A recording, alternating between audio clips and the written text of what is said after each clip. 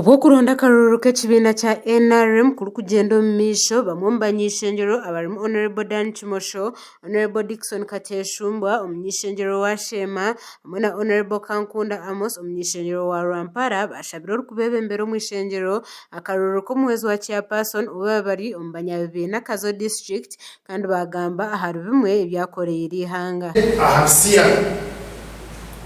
tutabugamba kutwaya bato plan yo kuleta sente mu parliament ijemere president kwera izi kushemera president atuzorovinje parliament kwakweza kutuzorovinga parliament kimanyisa mukayihanga twazo mu kuleta military government kweza kuzo military government kimanyisa mu batu declaring a dictatorial and an autocratic country. Abanyeshengero bashobora abanyakazo Honorable Anita Among alikuza kukora ekibiina cyonchoreka kapate tukino mu mugomani gukora loreba nabutukwa twine numbers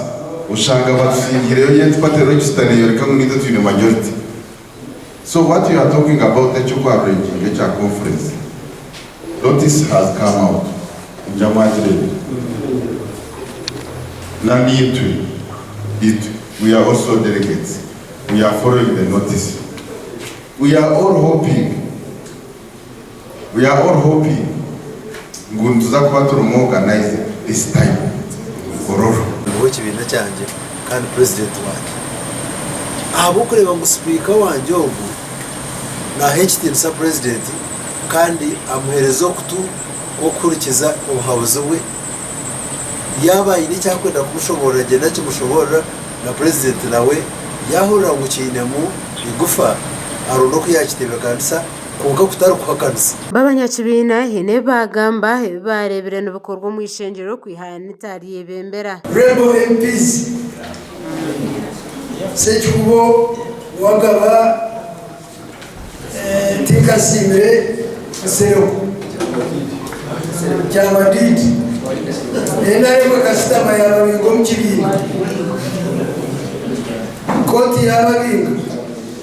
kadaga batera umwanya kwabe kutaka wo kumparana